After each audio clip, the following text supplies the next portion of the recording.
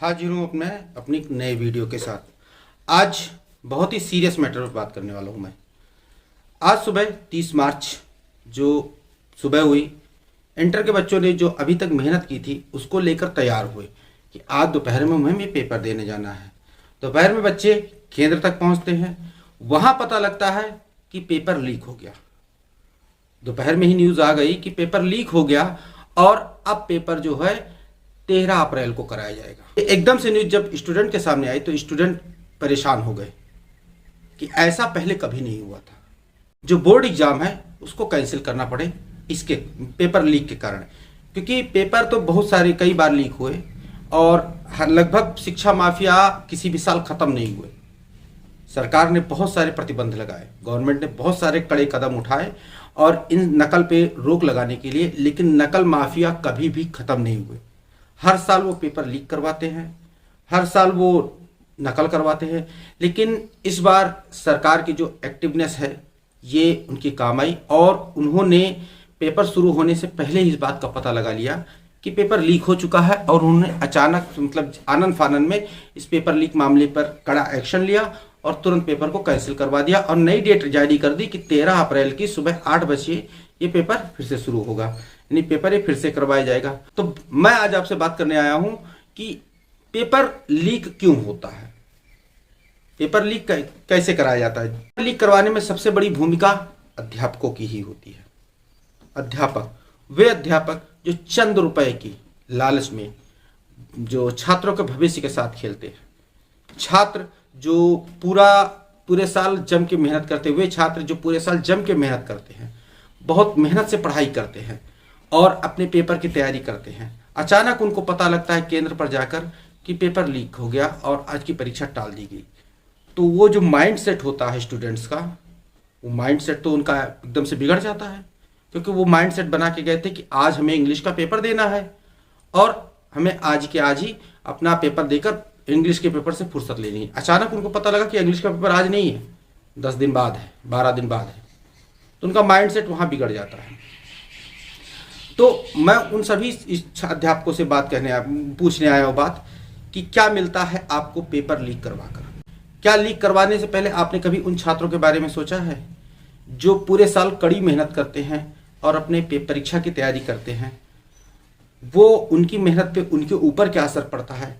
चंद रुपए के लालच में आप जो है पेपर लीक करवा के पेपर आउट कर देते हैं अपने केंद्र से। उस प्रश्न पत्र को ऐसे स्टूडेंट को दे देते हैं जो पूरे साल घूम फिर कर रहता है और वो पैसा खर्च करता है और पैसे के बल पर अच्छे नंबर ले आता है।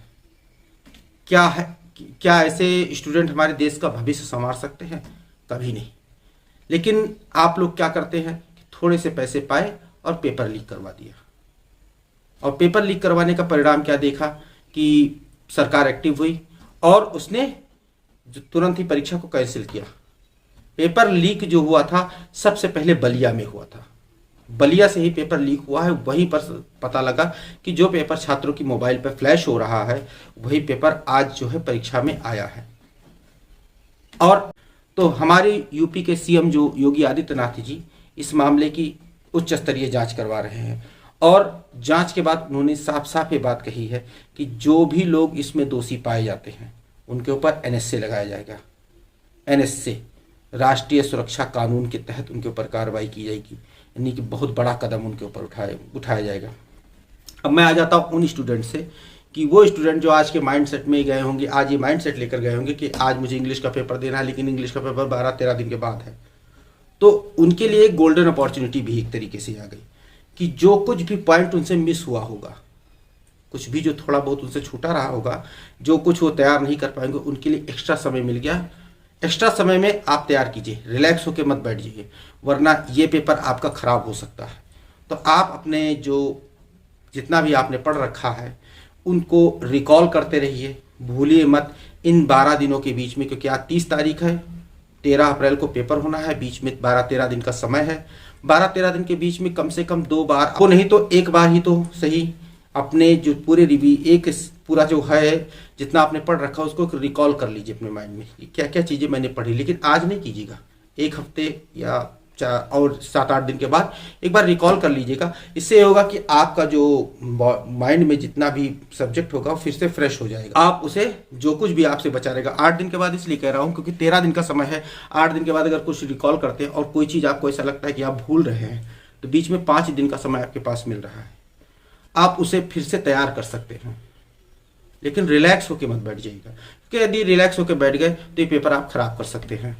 कई सारी टिप्स मैंने आपको दी है कि परीक्षा में कैसे आप जाए, परीक्षा में क्या करें, कॉपी कैसे लिखें, क्या क्या चीज़ें लिखें, कैसे लिखें, कई सारी टिप्स मैंने आपको दी हैं।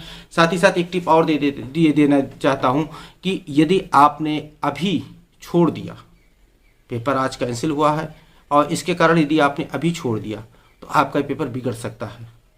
तो ध्यान रखिए कि ये इसकी तैयारी छोड़िएगा मत, थोड़ा से ही अपने और सब्जेक्ट की तैयारी के साथ साथ इसको भी थोड़ा थोड़ा करके तैयार करते रहिएगा। इसे भूलिए, छोड़िएगा मत। जो कुछ भी आपसे छूटा है, जो कुछ भी आप अभी तक नहीं तैयार कर पाए थे, इन 12-13 दिनों के बीच में उसे भी तैयार कर लीजिए। और दुख तो मुझे भी बहुत हुआ, जैसे ही मेरे पास दोपहर में कॉल आई कि सर पेपर आज का तो कैंसिल हो गया है। मैंने पता लगाया तो पता लगा 24 जिलों में पेपर लीक हो गया, इसके कारण पेपर कैंसिल कर दिया गया। दुख बहुत हुआ, क्योंकि जो स्टूडेंट मेहनत करके पढ़ रहे होते हैं उनका तो आप बिल्कुल समय ही खराब कर देते हैं। और जो पेपर लीक करवाते हैं, जो पेपर आउट करवाते हैं, उन अध्यापकों के लिए हम क्या कहें। अध्यापक ऐसे नहीं होते हैं कि किसी भी छात्र को बेईमानी करना सिखाएं, ईमानदारी से काम ना करना सिखाएं। अध्यापक वो होते हैं जो अपने हर छात्र को, अपने हर स्टूडेंट को सही रास्ता दिखाएं और सही रास्ते पर चलना सिखाएं। लेकिन बहुत सारे ये अध्यापक इस चीज़ को भूल चुके हैं। उनके लिए कोई शब्द नहीं है उनको कुछ कहने का, उनका कर्म है, वो जानेंगे। क्योंकि उन लोगों के कृत्य से जो हमारे पढ़ने वाले स्टूडेंट हैं, जो हमारे मेहनत करने वाले स्टूडेंट, जो पूरा साल लगकर मेहनत करके पढ़ते हैं, उनके मन में एक निराशा घर कर जाती है, एक हताशा घर कर जाती है कि वो तैयारी करके गए और उस तैयारी पे पानी फिर गया। तो कुछ पैसे की लालच में वो ऐसे स्टूडेंट के भविष्य के साथ खेल रहे हैं जो आगे चलकर हमारे देश का भविष्य हो सकते हैं। सोच सकते हैं आप कि आज जो एक छोटी सी परीक्षा में बेईमानी के सहारे आगे बढ़ने की कोशिश कर रहा है, क्या वो व्यक्ति या वो छात्र कभी देश की किसी अगर प्रतिष्ठित पद पे बैठ गया तो वहां वो ईमानदारी करेगा? और उस प्रतिष्ठित पद के अंतर्गत यदि आप आ गए, मैं अध्यापकों से सीधे बात कर रहा हूं कि यदि आप आ गए उस प्रतिष्ठित पद के अंतर्गत, तो क्या वो आपके साथ ईमानदार रहेगा? क्योंकि आपने ही तो उसे बेईमानी सिखाई है, आपके साथ वो बेईमानी नहीं करेगा। सोच के देखिए। और ये बात मैं एकदम चैलेंज के साथ कहना चाहता हूं कि जिस छात्र ने आज ईमानदारी नहीं की वो लाइफ टाइम ईमानदार नहीं रह सकता। ये छोटी सी परीक्षा है, जो बोर्ड की परीक्षा होती बहुत छोटी परीक्षा है।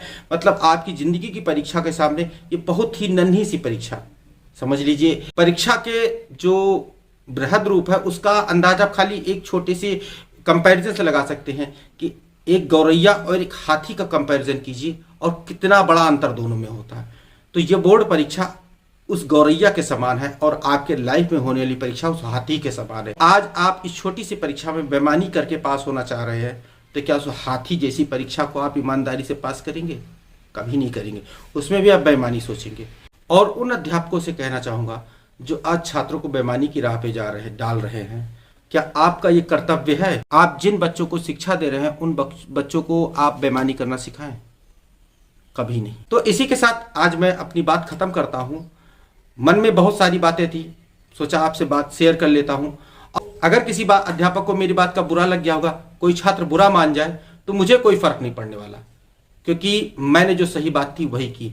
मैंने कभी ना बेईमानी करना अपने बच्चों को सिखाया, ना ही मैं चाहता हूं कि कोई भी स्टूडेंट इस लाइफ में, स्टूडेंट लाइफ में बेईमानी करना सीखे। अगर अभी से वो बेईमानी करना सीख गया, अभी से वो गलत रास्ते पर पड़ गया, तो हम लोगों की शिक्षा का क्या मतलब रह जाएगा? हम लोग सिर्फ शिक्षा देने का मतलब यही होता है कि अपने छात्रों को ईमानदारी से हर काम में आगे बढ़ना सिखाएं।